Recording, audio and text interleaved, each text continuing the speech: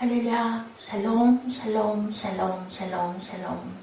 하나님 사랑합니다. 여러분, 주 안에서 사랑합니다. 오늘 사순 25일째, 그죠? 3월 29일 벌써 3월이 다 갔습니다. 하나님께 귀한 예배 올려드립니다. 아이들이 소리 지르게 하라. 마태복음 21장 15절에서 17절 말씀을 근거로 우리 함께 묵상하는 시간 갖도록 합니다. 대제사장들과 서기관들이 예수께서 하시는 이상한 일과 성전에서 소리질러 호산나 다윗의 자손이 하는 어린아이들을 보고 노하였다. 예, 소란스럽다. 그리고 아이들이 그 떠드는 소리를 화를 냈다라는 거죠. 예수께 말하되 그들이 하는 말을 듣느냐? 예수께서 이르시되 그렇다. 어린아이와 젖먹이들의 입에서 나오는 찬미를 온전하게 하셨나이다 하물 너희가 읽어본 일이 없느냐 하고, 이 구약의 성경 구절을 막 대면서 말씀하시죠. 그들을 떠나 성 밖으로 베다니에 가서 거기서 유하시느니라. 누가 화를 내고 이렇게 분쟁을 일으키려고 하면 예수님은 딱 성경 말씀 한마디 딱 던져놓고는 딱 피해서 산에 가서 유하시죠. 예, 아이들이 돌이 지나고 나면 부모님들이 아이들의 버릇을 이제 다듬어가기 시작합니다. 돌 전에는 뭐 어떻게 굴든 울든 어떻게든 다 받아주죠. 그런데 돌 전에도 아이들이 자꾸 이제 금방 알아요. 부모, 이렇게 사람이 이렇게 손으로 이렇게 만지는 걸 알고 손을 탄다고 그러죠. 그렇게 만져주고 안아주고 하는 걸 너무너무 좋아하죠. 그래서 그걸 안 하고 그냥 놔두면은 막 그 안아달라고 버릇이 들어서 운다고 그럽니다. 그래서 버릇을 잡으려면 누워있어도 가만히 있을 수 있게 자꾸 아이를 안아주지 말아라. 어른들이 그런 말씀들을 하세요. 근데 애들이 벌써 얼마나 빠른지, 지혜가 얼마나 빠른지 한번 이쁘다고 이렇게 안아주고 이렇게 좀 흔들어주고 하면 그거 금방 알고 아이들이 딱 땅에다 놓기만 하면 아주 자지러지게 우는 경우가 있습니다. 그럴 때 엄마들은 뭐 너무너무 안쓰러워가지고 막 어쩔 줄을 모르죠. 특히나 첫 아기를 낳은 엄마들은 애가 울면 어떻게 큰일 날 것 같고 해가지고 그냥 그거 못 견뎌서 안아주는데, 어른들은 그냥 놔둬라 이렇게 얘기를 하세요. 그냥 그게 버릇이 되고 길이 들면 아이가 너무너무 잘 알기 때문에 이제는 엄마가 쉴 틈이 없다.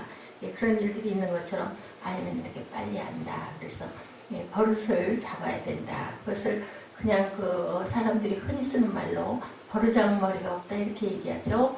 버르장머리가 없다라는 그 말은 버르장이라는 단어 원어에서 시작이 됐다고 합니다. 그 말에 파생된 건데, 이렇게 그 버르장머리를 걱정하고 아이의 엄마와 또한 부모, 그 할머니, 할아버지와는 가끔가다 대립을 일으킵니다. 부모님들은 버르장머리를 잡으려고 아주 그 아이를 엄하게 훈계하려고 하고, 할머니, 할아버지가 함께 사시는 가정이 많지는 않지만 그런 과정에서는 그냥 애가 안쓰러워가지고 막 아이를 감싸 안아주고 품어주고 이런 일들이 흔히 일어나죠. 버르장머리가 없다는 말은 버릇없다는 말인데, 이 말의 의미는 어른에게 대하여 마땅히 해야 할 예절이 없다라는 뜻을 갖고 있죠. 최근 부모가 자식에 대한 교육과 관심은 옛날과는 많이 달라졌습니다. 치열한 경쟁 속에서 예의범절이나 가족의 이런 것보다는 조국의 이런 건 별로 의미가 없는 이데올로기가 되었는데, 아침에 학교 가는 아이에게 미국 부모는 정직해라 라고 말해주고 일본 부모는 배려하라고 말한다는데, 한국의 부모님들은 남에게 지지 말라고 이렇게 아주 전투적인 얘기를 많이 한다고 하죠. 부모들은 애들이 왕자병, 공주병에 걸린 줄도 모르고 아이들 뒷바라지에 신경을 쓰다 보면 아이들은 부모를 귀하게 여기고 또한 부모를 어렵게 여기는 것보다는 그냥 실용처럼 여기고 있는 그런 경우가 많이 있다. 이런 얘기가 있습니다. 아빠를 가리켜 딸 바보, 엄마를 가리켜 아들 바보라는 말은 심각한 사회 문제가 일어나고 있다는 것을 의미하기도 한다. 율곡 이 선생님이 만드신 아이들의 교육 지침서 동몽선습, 그 읽는 책에는 읽기는 서당에서 배우고 그리고 새김은 집에서 한다. 그래서 읽고 배우면은 그것을 잘 실천하는 것은 가정에서 또한 익히도록 그렇게 뭘 통해서 예의범절을 가리킨 것을 그대로 행동하는 것들을 통해서 익혀야 된다. 가정교육을 거의 받지 못하고 자란 젊은이들에게 버르장머리를 갖추지 못한 것은 아이들 탐만은 아니다. 이런 그 주장의 글이 있었습니다. 나귀를 타시고 예루살렘으로 입성하는 예수님은 수많은 군중들의 여러 같은 아주 그 환영을 받죠. 몰려온 군중들은 겉옷줄기에 펴고 어떤 이들은 나뭇가지를 베어서 길에다가 깔고 이런 거 아주 열심을 띱니다.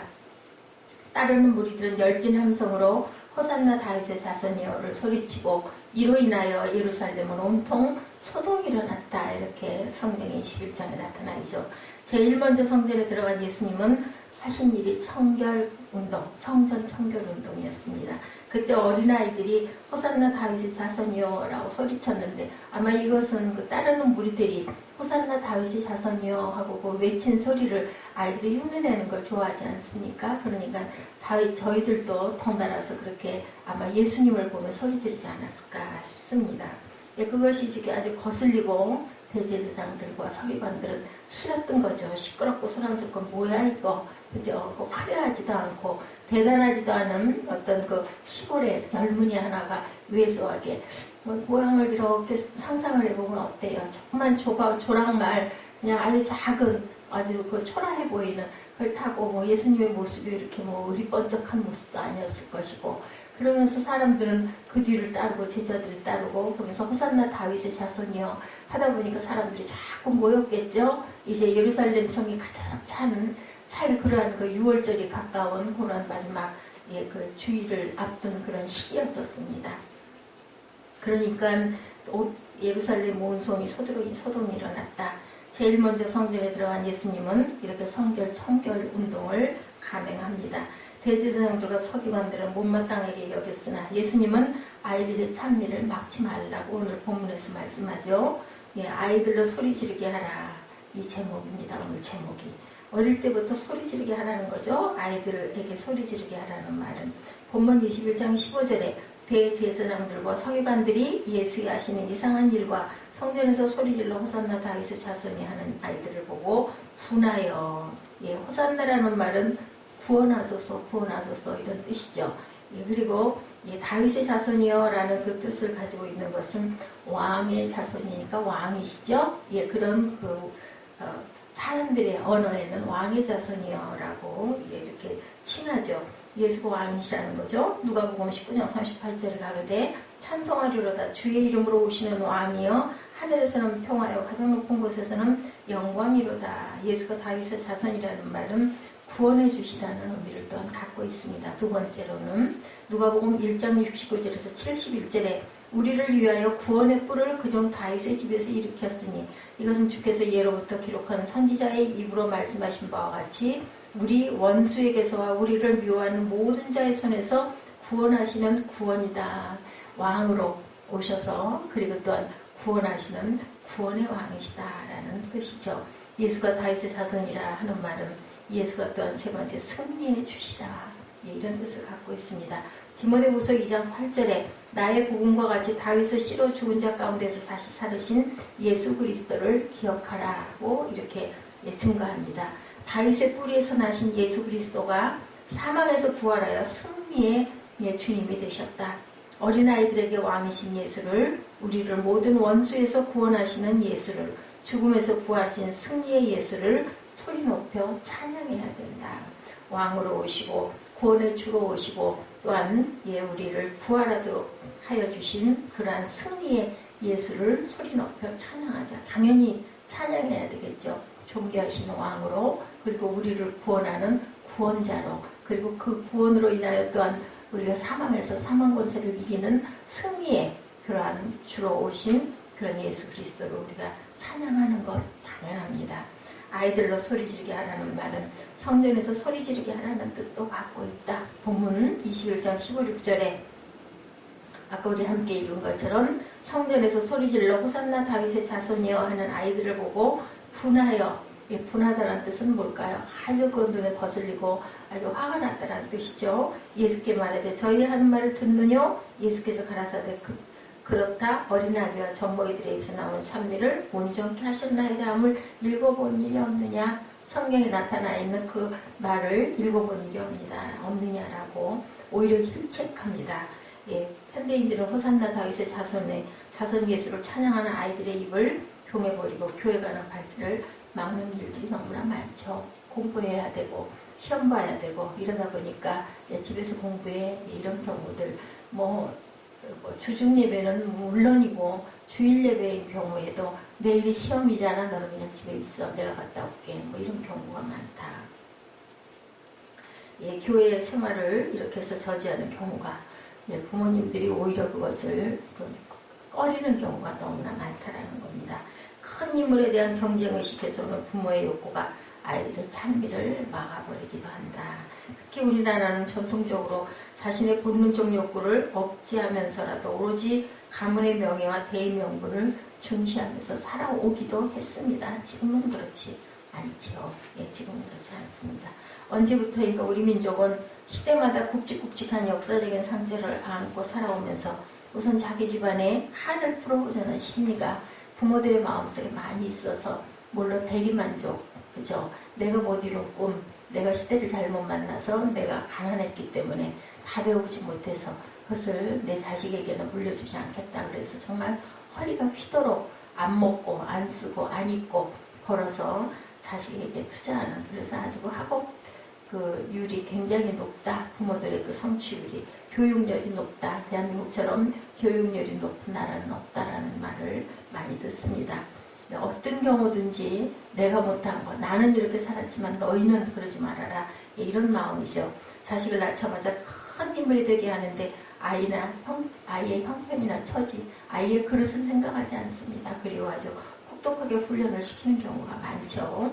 예, 많이 열심히 배워야 되고 남에게 절대로 뒤져서는 안 되고 절대로 남의 그 뒤를 따라가지 말고 네가 리더가 돼야 된다. 이런 마음들이 굉장히 많습니다. 예, 그만큼 무시당하고 살았기 때문에 그리고 숨죽여 살았기 때문에 그게 아마 그 일제 36년 그 치하에서부터 오면서 아주 그런 한이 가슴에 새겨져서 그렇지 않을까. 부모가 똑똑하면 똑똑한 대로 그렇지 못하면 못한 대로 또 뭐 어느 정도 조금 지위가 있고 조금 성공하는 부모는 또 더 나보다 더 그리고 그 여러 가지 연결되어 있는 그 끈의 고리를 열심히 사용을 합니다. 그래서 특권층이 되게 하려고 노력을 하죠.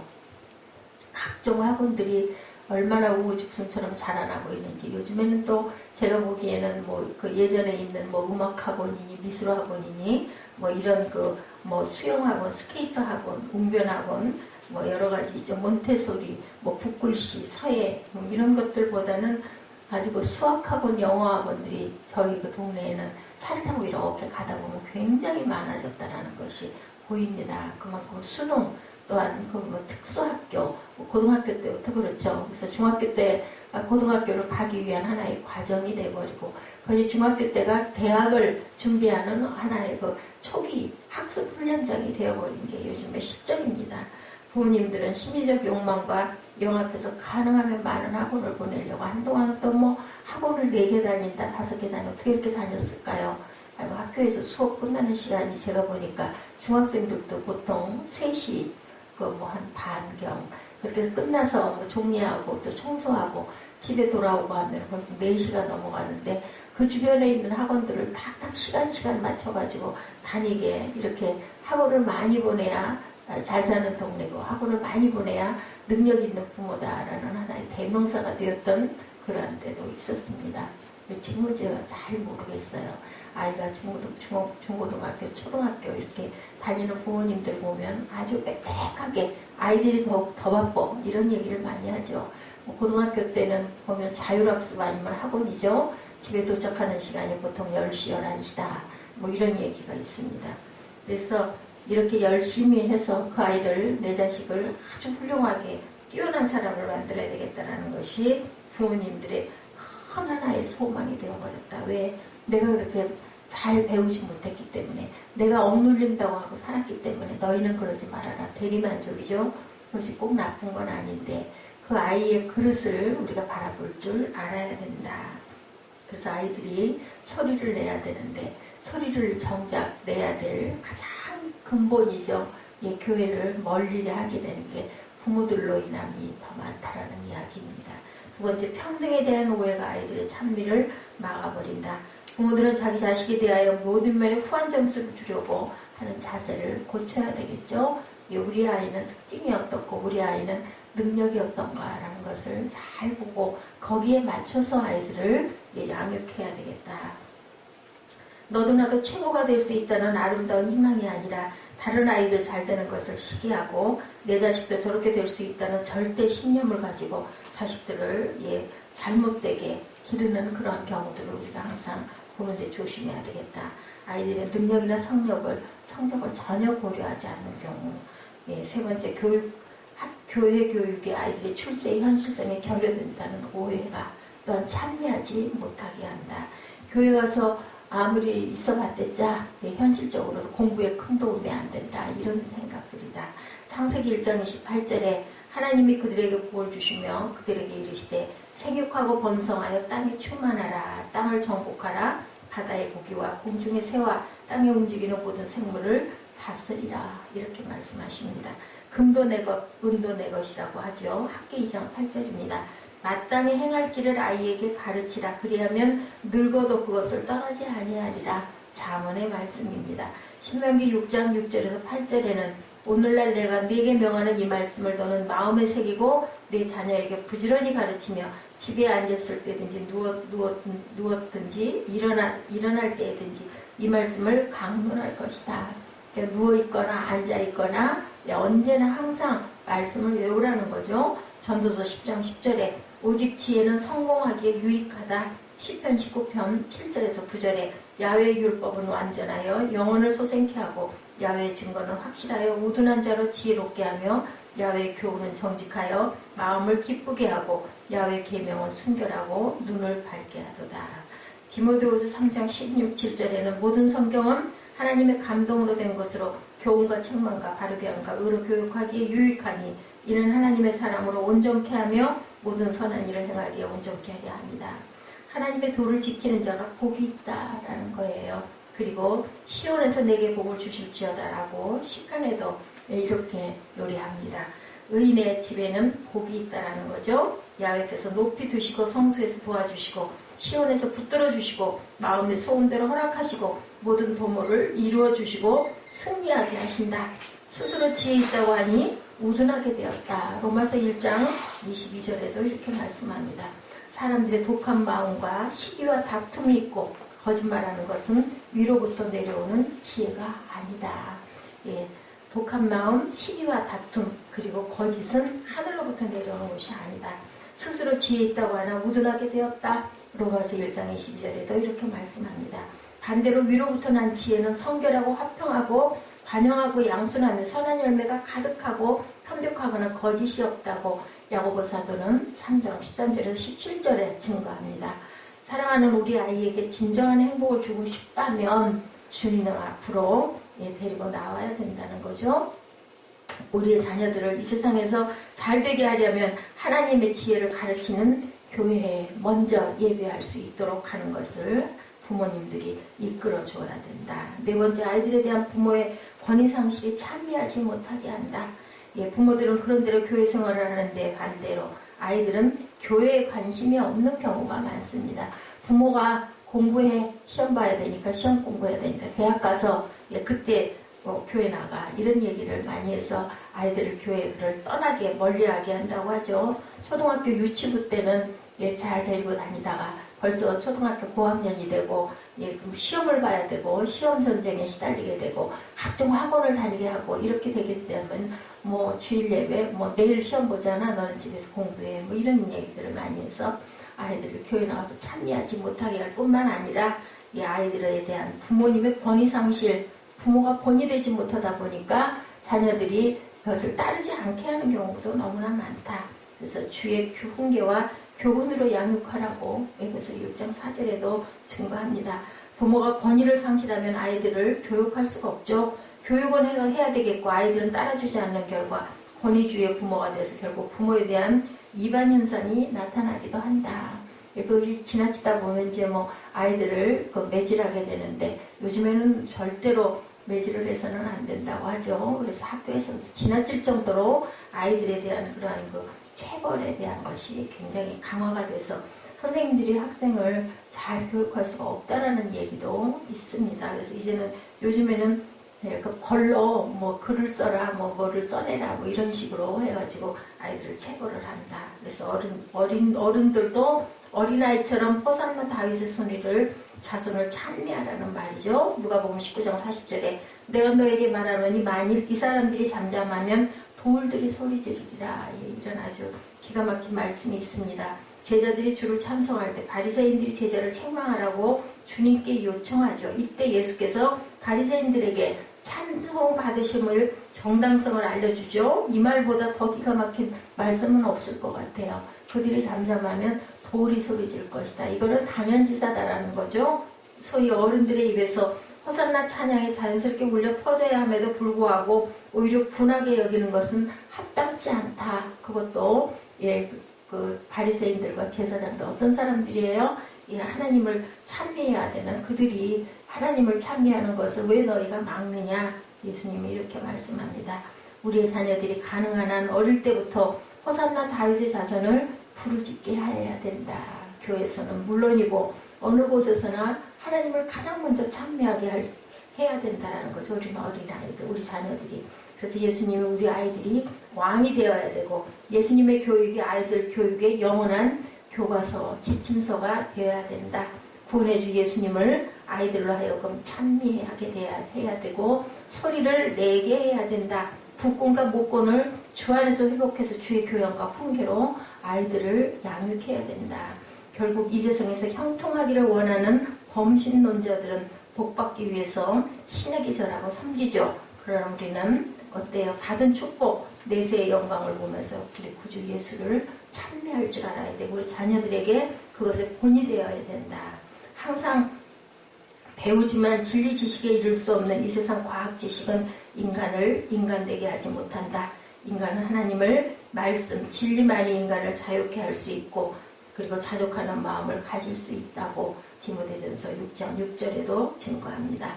어린아이들에게 찬미 받으시기를 기뻐하셨던 예수님, 어른들도 어린아이 같은 마음으로 주를 찬미하라고 말씀하신 주님의 말씀, 어린아이의 심령으로 주님을 찬미한다는 사실이 내가 구원받았다는 확신임을 우리들이 다시 한번 생각할 줄 알아야 되겠다는 거죠. 우리 디모데전서 3장 16, 17절 그리고 오늘 본문 말씀 한번 같이 합독하시고 기도하는 시간 갖도록 합니다.